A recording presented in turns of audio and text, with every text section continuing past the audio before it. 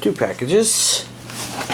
One that technically arrived yesterday from Right Stuff. If I'm not mistaken, this contains DuRaRaRa, which of course is where that comes out.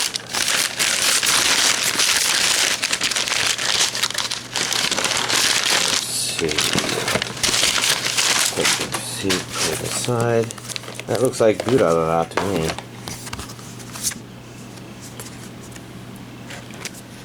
More post-it notes to add to the pile of post-it notes. And then today's stuff.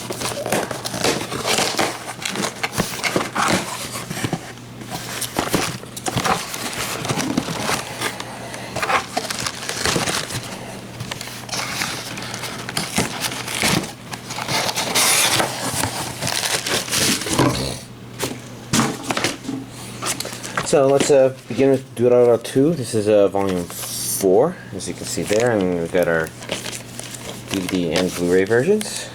This week's color is purple.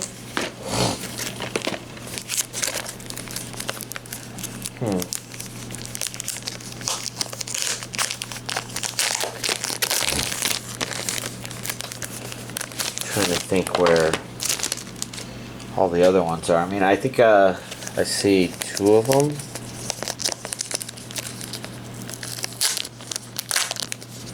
Maybe it's more than two. It's hard to say. I don't know. Let's dive into these.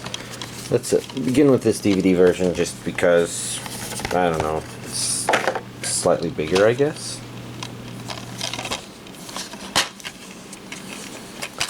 Contents of the inside of the DVD are straightforward. We have a booklet that comes with this.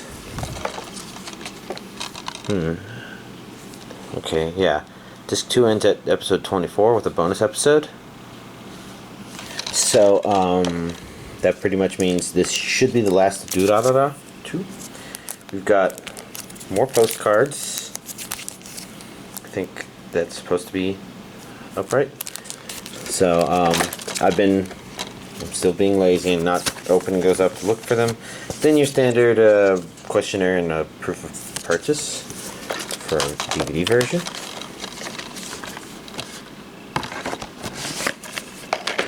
And now the Blu-ray version, I think we're expecting it to pretty much be most of the same. We got a smaller version of the booklet, same postcards, proof of purchase, questionnaire, and then the Blu-ray discs itself, which are a lot like the DVD discs, except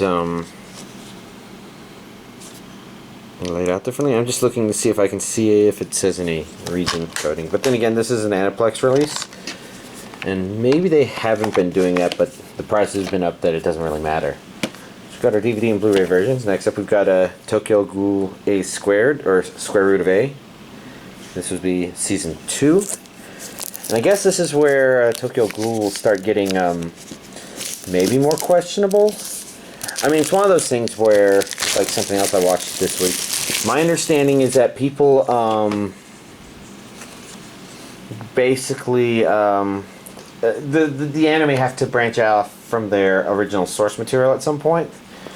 Look at that, regions A and B.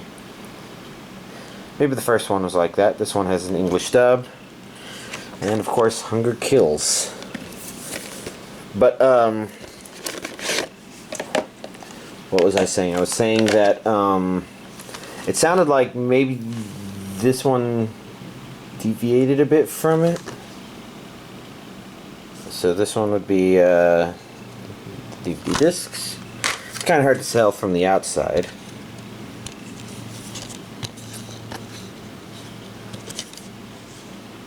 But we've got disc 1 and disc 2. And I'm not sure if it will necessarily be bad. I'll have comments about the other one I was thinking about. So this one would naturally be the Blu-ray version. Huh. Oh, I guess there is a thing on the inside. Let's take a quick peek at the inside of this.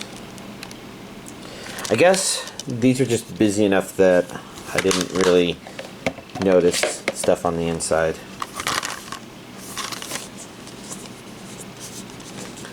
These images are really all the same for the discs, aren't they? It's a 1, that's a 2, and the DVDs are the same. It seems to be the predominant image for season 2 here. DVD 1, DVD 2. Huh. Interesting. And different. Next up, we've got a Shirobako Collection 2. DVD and Blu-ray versions, of course.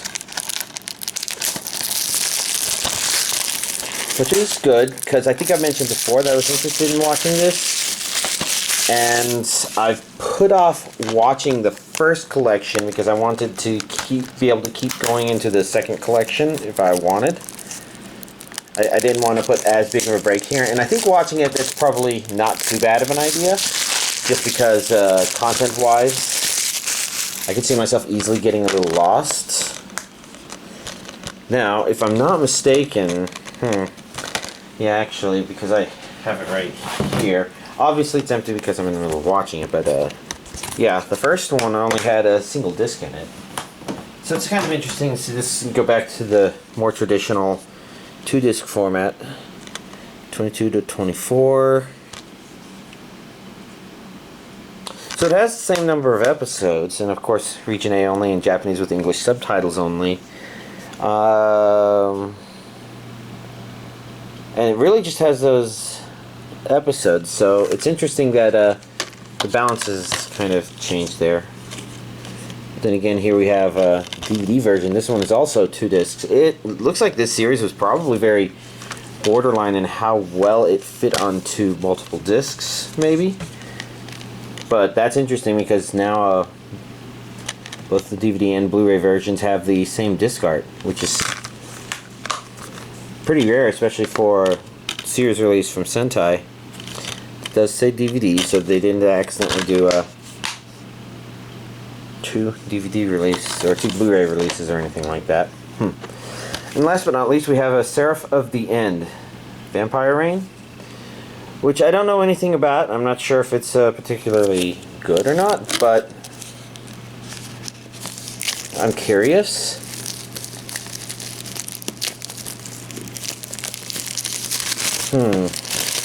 I'm looking here, you can see that it's set up that way, which makes me think that this is not the whole series. So maybe it's a good thing that I'm watching Shirobako now, because if I go on to Tokyo Ghoul, maybe there's not as much temptation to go into this yet. This is A and B, English dubbed. There's some strange texture here for this part, for this text. For any of these green parts, really. None of the green parts back here. That one is weird.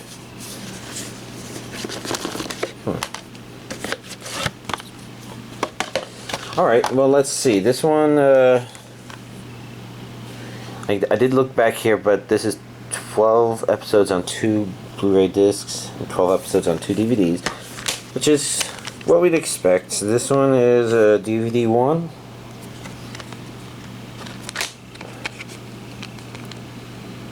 This calls itself Season 1 Part 1. Okay.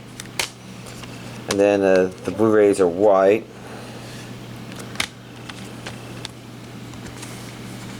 We got Season 1 Part 1 Disc 2. So that would make me think this series is going to have another release.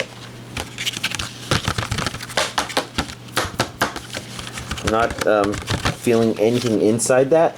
So this is definitely supposed to be a placeholder as opposed to just an extras thing holder. So yeah, that lends credibility to the idea that there's probably a second half to this, and maybe there's more seasons, who knows. But yeah, here's this week's anime DVD collection update. So I finished Celestial Method, and overall I thought it was kind of nice. The drama it was okay, but it was kind of drama for the sake of drama, I guess, almost. It's like it didn't feel like there was too much substance to it per se. So it's the kind of thing where it had a place for me watching, especially coming off of Rail Wars, where regardless of whether or not all the characters are necessarily great, easy to work with, they are a relief after the red-haired girl that I really, really, really did not like. And they didn't feel as pandering as a pink-haired girl. But I kind of mentioned all this because I looked at the rating for this, and I did see that it is rated pretty lowly. Probably on par with Rail Wars, and I think that's understandable. It's the sort of thing where, you know, people are going to watch this and they're going to enjoy it. It's very slice of life with drama and some weird twists to it that, I don't know, maybe aren't as satisfying as other examples that I kind of talked about related to this. Like Anohana is a good example of a series that just has a lot of good substance to it. Whereas this one isn't quite there, and you can probably tell based on my description between the two, where like Anohana is about kids who grew up and they never quite got over a traumatic childhood event, essentially. And that on its own already sounds like good drama, slice of life. Just, I don't know, there's a lot of potential there. Whereas this one, it was,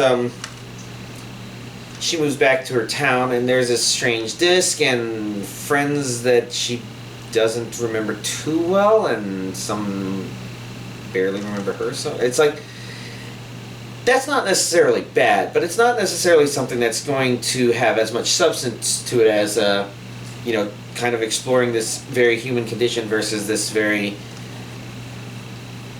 I don't know, it's almost a convenience sort of thing, where it's like, the reality is, there are plenty of people throughout our childhood that, you know, we forget or drift away from. It's a fact of life, and this one just kind of has this kind of, wouldn't it be nice if we could keep that sort of thing together vibe to it, and that's a pretty good for a feel-good sort of story, but it's kind of the only real substance it has. There's a little more to it beyond that, but it's kind of, that's kind of the core it seems to be mostly connected to, and it just doesn't make as much of a story just because, you know, again, it's in real life we deal with the fact that our good friends from our childhood aren't a part of our daily lives anymore, and they could have actually really changed as people, or we were more forgiving, or just more malleable blending or something back then. While as the childhood trauma edge, I mean, even as I was talking about, Captain America Civil War kind of made, I mean, they kind of made that just sort of a, they put that at the forefront of just Tony Stark's character and why he was even such a playboy in the first Iron Man movie. It's just like, you know, it wasn't just that he was born into money, but he was also kind of traumatized. And unlike Batman, he didn't turn into a mass vigilante who strikes terror into them. No, instead it was more complicated than that. But not in a dissing Batman sort of way, you know, because there's, you kind of have to come up with complexities to make Batman be sellable as a character, possibly. Or do a really good job of making audiences not think about that aspect. But yeah. So I guess that's what I'm getting into. It obviously doesn't compare to other things along the same lines, but it was pleasant. And I think that's a pretty good description of it. Like I said, it's definitely better animated than you might think it would be based on this. At least sometimes you'll notice, that's some good budget. It's sort of like watching Naruto and then saying, wow, the budget for this episode just went through the roof. I wonder what important thing's happening. And then you get really confused if it's especially nothing important. It just happened to be a season transition, but they didn't have a main story element to use to transition or something like that. I don't know. It's crazy, I know. But yeah, overall, it was definitely a pleasing, calming thing to take on anime-wise. And next up, I watched Assassination Classroom Part 1. Season 1, Part 1. I mean, I don't think there's a season. No, there might be more content. Anyways, I kind of figured, I mean, obviously earlier I was talking about whether or not I'd be watching one anime because the second half isn't out now. And for some stuff I've been prioritizing based on my curiosity versus whether or not it would actually get through. And this one has definitely been one of those series I was curious about because a coworker was talking about this, and it was kind of hard to really imagine it from the perspective he was talking, because it's a sort of, I mean, this is the way it is for a lot of anime, especially when they start going down strange paths, is can you really, how sellable is it as a series based on you describing it to your friends? And I don't mean like sales as in marketing, but just like telling your friends, oh yeah, you should really watch this anime. It's about being with the power of Goku, except really intelligent, super great teacher who wants to be a teacher for one of the legendary worst classes in a certain middle school before he destroys the world. And it's their job to try to assassinate him while also learning, etc., etc. So, you know, if I describe it that way, you kind of can actually see what makes it enjoyable anime, because not only, it's not super focused on this assassination concept that's kind of mixed in there, but it's also got these elements of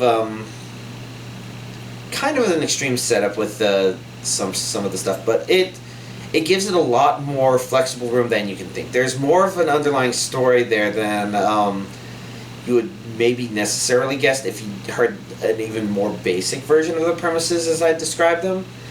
But, you know, I described it that way because that's kind of the way the first episode describes everything-ish. There's some elements to it that are... I mean, if I were to try to go into more detail about certain elements, it'd probably be a little more spoilerish than what y'all are really wanting. But overall, I've enjoyed it. I would definitely keep watching it if I had the second half of it, which obviously I don't. But that is on the radar, as in, like, I think I can see that on Amazon or on Film Aficionado. So it's good to know that I just have to hold out until August or something like that. Yes, August, I think it is. So, yeah, content-wise, if I were to try to compare any element to it, I mean, there's an element there that I was trying to hint at that's kind of like a real gimmick for it that's kind of interesting, that you might not necessarily guess is there, but you would wonder if it was there and would hope it'd be there. And it's kind of similar to One Piece. I've an element of One Piece, which is kind of present in the very first episode, so I kind of consider that a really good element to describe of One Piece that isn't always necessarily put at the forefront, but there's this element of our main characters and their inspiring of other people. And I guess that's what I'm trying to go for, is it's neat to watch a story in which somebody is really inspiring other people. And Assassination Classroom is a really strange way of doing it, but it really is kind of there, and it seems to be all about overcoming the system. I'm wondering if Gattaca may be kind of similar, but technically speaking, I've not actually watched that. And of course, this is far weirder than that because it involves a octopus thing that's maybe unkillable. There's...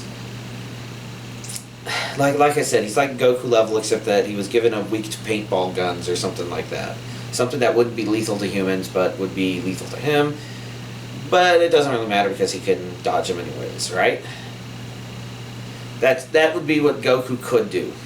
And that's kind of the premise this one has going into the first episode as well. So it's strange, but it's been good. And so, since the first half of Come and Got Killed was pretty good, I watched the second half here. And this would have been the one I was talking about before, about changes from the manga that I don't think people agreed with per se. I'm not saying this one definitely changed, but I was wondering if I was vaguely recalling people saying that and understanding that, because there's an inconsistent feeling watching this that kind of feels like maybe it began with a central premise but drifted off from it. Sort of like Full Metal Alchemist, how there's the really interesting part of the series and then there's the continuing because it was compelling sort of continuation. It's like when the place where Fullmetal Alchemist starts drifting away from the manga, you kind of don't discover as much new things about the world. You don't have your mind opened up per se, but you kind of look to see how things are unfolding in terms of kind of wrapping up some concepts. So it kind of slows down. Whereas when you watch Fullmetal Alchemist Brotherhood, once it reaches that branching off point and goes beyond it, it starts blowing your mind even more. And I think that's why a lot of people really like Brotherhood. The first one was definitely able to pace itself and throw more emotion in certain parts. And I don't want to go into too much detail there, but if you've watched both, you probably understand generally what I'm talking about. And the legendary scene, of course, I vaguely recall it being handled better in Fullmetal Alchemist, the first one, and I gave Brotherhood a pass just because it was having to revisit it. But maybe I should actually rewatch that stuff to make sure. Anyways, the point there is that not only do the two series feel different, but I think some of the stuff that draws you into early Fullmetal Alchemist isn't the stuff that keeps you in Fullmetal Alchemist, and so the original manga material gives you a more complete feeling experience just in the overall big picture, I suppose. And getting back to Akame ga Kill, I was wondering if I was kind of feeling that same sort of thing. Like, it begins out as a brutal show that maybe initially doesn't seem so brutal, but it goes very brutal. And it's kind of strange because it felt to me like watching it, like I kind of expected it to develop while maybe still being brutal, but it kind of felt like it didn't develop as much as I would have felt it was trying to. And maybe this is just the original manga source material, and this doesn't say that this was necessarily bad, just more like it almost felt like it was stuck, and to get itself unstuck, it just went back to what it defaulted to. And maybe the first Fullmetal Alchemist was kind of similar, because one way I've described the two is Fullmetal Alchemist Brotherhood is about alchemy, and it'll just blow your mind about alchemy the whole way through, while the first Fullmetal Alchemist is actually about sin and redemption as a concept. It's like they establish that as kind of the central motif, and then once it runs out of alchemy stuff that it's exploring and only has a couple other ideas, it's really more about sin and redemption and how people handle the consequences for the actions they've taken, pretty much. And maybe The Conqueror of Shambhala isn't along those lines, but I consider that one, as neat as it is, to kind of be a worse stopping off point than where the series itself ended. But I could go into that any other time, and I've probably done it plenty of times, because with this, it was an okay ending. It did wrap some stuff up, but it's just, I wonder if it was very satisfying, is I guess what I'm looking for. And sometimes that's a sign that just the story isn't satisfying, and sometimes it's a sign that there were kind of two different minds in play. The original creator and whoever had to adapt it to an anime that couldn't wait for the manga, like Attack on Titan is, because Attack on Titan is got a lot of swaying power or something like that. Okay, so yeah, again, it was enjoyable, it was interesting, it was full of what ifs, I guess, is why it probably wasn't completely satisfying, but and of course, like I mentioned earlier, I was watching Shirobako, yes, because basically it's been on my to-watch pile, and I keep looking at it and say, I don't want to start this yet because I want to wait for the second half to be coming out on Blu-ray, and of course, you know, it was going to come out today, and it's like, oh, good timing, because I wanted to finish Celestial Method, and then last week's Assassination Classroom and Akame ga Kill were high priority watches. Assassination Classroom for curiosity's sake, and Akame ga Kill because I had started and wanted to see how it finished. And so after that, when it was time to figure out what's next, it's like, oh, Shirobako's coming out next week, so it's time to start watching this. And I'm only halfway through this first half, but that probably means that the timing is really good, because at this point, it just means that you know, I can go from this straight on to the next one, and then what's next on the list? Tokyo Ghoul, I guess. As for the content, first of all, I have to say that it is kind of stressful. That's especially because some of the characters are dealing with some of the emotions that I'm having to deal with as well, especially with, you know, I'm of course still in my job search, although I seem to be coming close to the end. I might be getting a verbal offer, maybe today or tomorrow. And then, of course, that would work towards the actual offer and signage and stuff, and then I'd be starting my next job. So there's all of that stuff pretty much happening, and you know, in this one, there's some characters, because it kind of starts with the 5 girls in a high school in an animation club, and it's really about where they go after that. But you know, there's this feeling of some of them are having more trouble finding placement than others, because some roles are a bit more in demand popularity-wise than others. And I guess the really good example, of course, is the one that they mentioned in the first episode, which is being a voice actor. Which is, I was tempted to call it a prestigious role, and I think in certain groups the voice actors are considered a prestigious role. But of course, you know, that means like that person's dealing with some of the stresses of that, while our main character is, of course, dealing with the stresses of being a producer, and of course we get to see the hecticness and stressfulness of the atmosphere. And it's good. It's not only informative, but it feels like a good slice of life and interesting. It's really strange to just be watching it and to think about, okay, so they're making this anime about making anime by making an anime. You know, it's like the matedness there might have gone through the roof. So when they're talking about things like CGI versus keyframe hand-drawn animation for explosions, for example, you know, special effects, it's interesting because for the people of making this anime, they had to do both in order to kind of properly portray how people were going back and forth with that concept. And character-wise, I don't know. You kind of feel a lot of sympathy for the main characters, I think, just because they're definitely trying hard. And it's like, for our main producer character especially, it's really sympathetic when they hammer in early on that donuts are her favorite food, and we've gone this far in, and I don't get to see her getting a lot of donuts. And it's the sort of thing where you like, you want to lend a sympathetic hand to these people who are doing really stressful, high-pressure things, and, you know, some of them you can just buy, you could buy some donuts for or something like that. It draws you in that way. And then there's, I don't know, there's a lot more, there's a lot of other little things that just draw you in. It's a really neat show.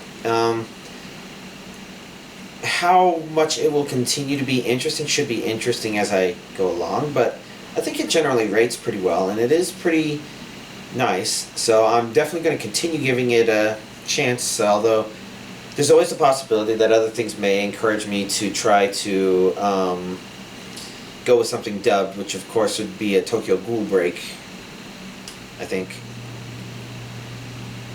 Tokyo Ghoul looks like the best possibility, so maybe so. So, outside of that, let's see. I did go back. I had watched a couple episodes of the first season of the 90s X-Men series. And I went to go ahead and finish. I decided to go ahead and finish that first season.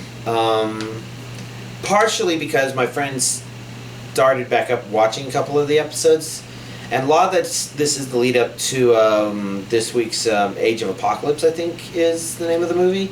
And it's been a lot of good refreshers on Apocalypse, and especially around this old 90s X-Men stuff. And, you know, just watching it, I kind of realized how much things are changed. I don't know if the black leather of the movie X-Men necessarily makes sense, but I can kind of see that the costumes don't make much sense watching these old 90s shows. It's like, there was the episode with Bishop in it, and he's got these X's on him all over the place like he's just another X-Men because it looks like somebody coordinated all their costumes, but of course, in the context from where Bishop came from and who he was he wasn't an X-Man or an X-Factor, and that was just kind of his trademark outfit, but it looked a little too coordinated to really not be. It's little things like that that make going back and watching it kind of weird, where you kind of think, why would somebody choose to wear something like that? And some of the characters make sense, but then there's like Jean Grey, who's got that weird,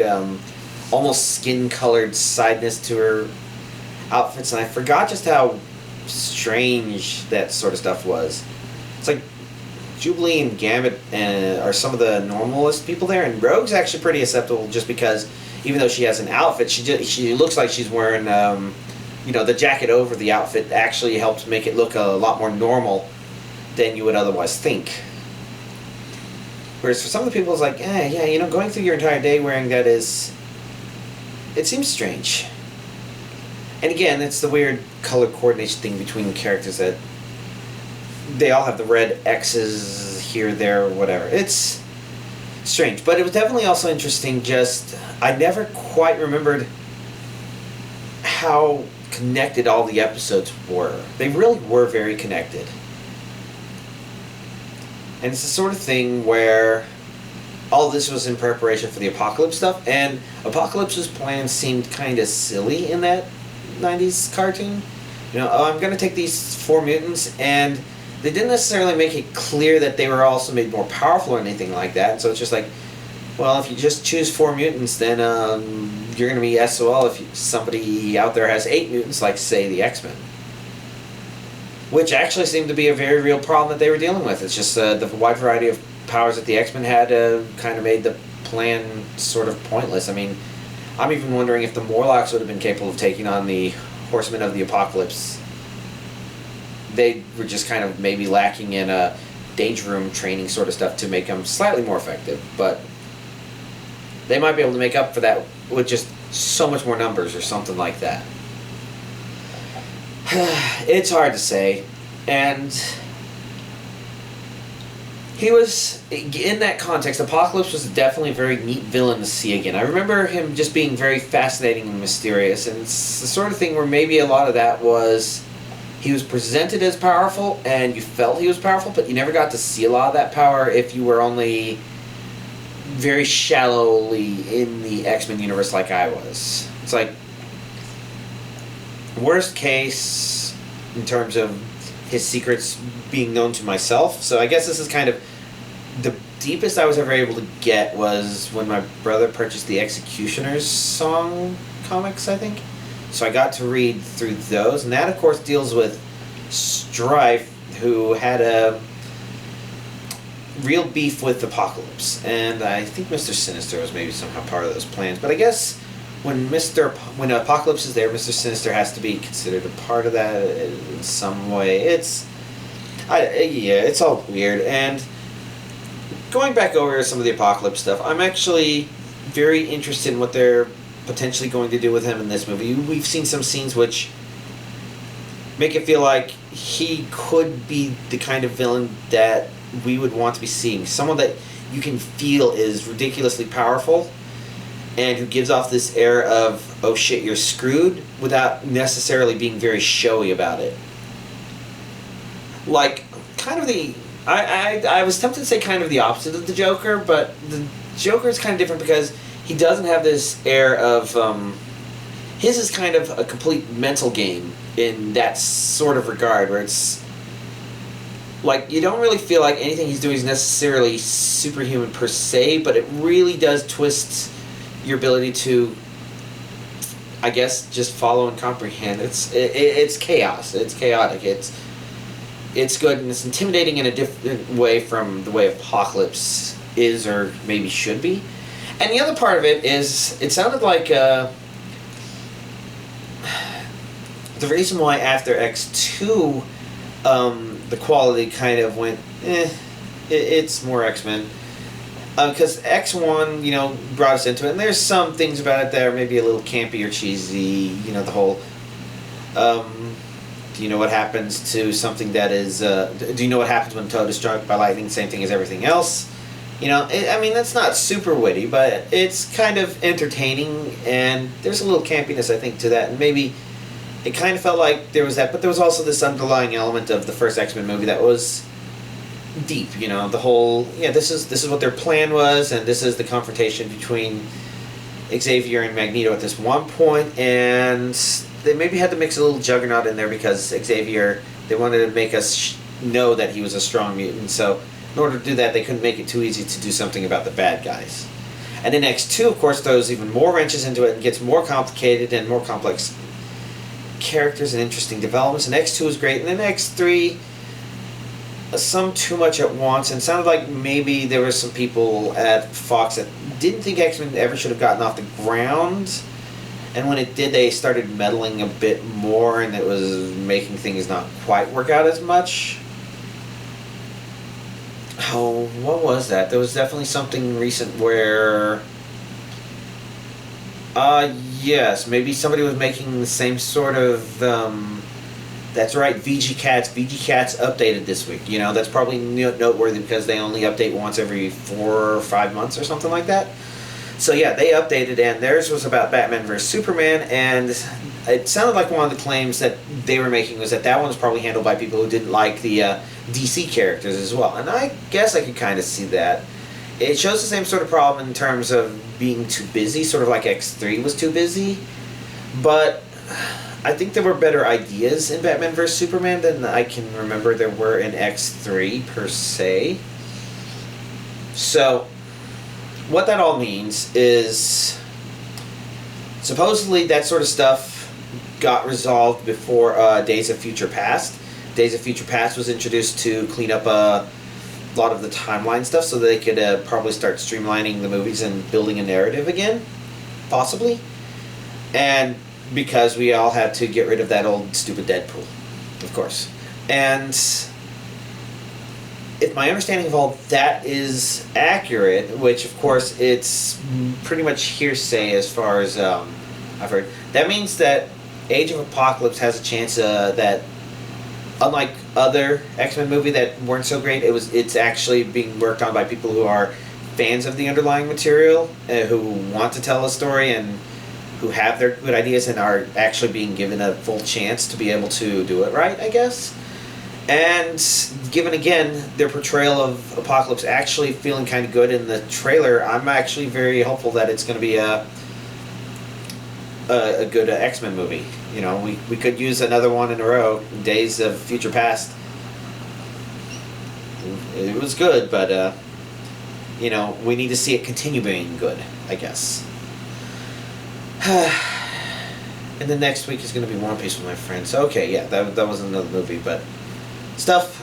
All right, and I haven't pre-ordered next month's stuff yet, but given where I am financially and where I am into my job searching, I think I feel comfortable pre-ordering that stuff tonight, which should be good because this will also mean pre-ordering Zootopia, and I've mentioned that one before, and I really I mentioned it before because I felt like it was a good movie, and I've watched some YouTube videos about what they did. I'm like, oh man, they've actually been working on that one for a long time. I mean, maybe long time is not quite the right way to say it, but at least the impression the YouTube video gave to my friend who was also watching it was they could have started when Tangled was getting near completion and wanting to continue some work with animal-related stuff from there, and they did a lot of research, they had a lot of goals. They talked about things such as, you know, trying to make sure the message isn't preachy. And I think that's a really good short way of describing what I have positively said about it before, is it didn't feel preachy, because it didn't feel like the problems they were experiencing in their world are supposed to be mirrors of things that we see in our world, so much as it's a very real problem in their world that's of their world. Sorry about that. That was actually a pretty important phone call. I was kind of hoping I was doing this recording in time to finish it before that, but I guess I was talking too much about X-Men. So, let me try and wrap stuff up a little bit faster. So, I was talking about how the prejudice expressed in Zootopia wasn't preachy because it wasn't really about our world, but so much about a problem in their world. And the takeaway we're supposed to get from it isn't necessarily that a specific example of something is one way or the other in our world, but just a general message of not being bigoted and prejudicial or anything like that. You know, just this sort of, we're not going to lecture you as if it is a problem. We just want you to see this problem that's a very real human problem and consider it. And that's a very non-preachy, and it kind of allows us to watch Zootopia without feeling like we're being preached at or lectured or anything like that. And then, of course, I've also mentioned that some of the humor in Zootopia is definitely more adult, and I'm using the air quotes for adult because most people, when they say it like that, they think that it's a joke about sex or radical violence or something like that, when really there's some kinds of jokes that are really just about problems that you experience as an adult that you really just don't experience as a kid, except because your parents are kind of experiencing it, sort of. And I think I've mentioned before that the sloths working at the DMV is a really good example of this, because that's something that really speaks more to problems that adults deal with, because kids only have to go to the DMV because they're there with their parents who are going through the DMV. But even then, some parents can not drag their kids there, but a lot of adults have to, because in order to keep their license to run their motor vehicle, and we live in the United States where you have to pretty much drive to get anywhere, because we're sprawled. We are sprawled. I mean, especially some of my European subscribers, because I know that a couple of y'all have talked. If y'all have never visited the States, it can be kind of hard to envision it, because things are a lot closer in Europe, as I understand it. And for me, it's kind of the opposite way around, where I just can't envision things being so close that you can't have a car. You have to have a car. I mean,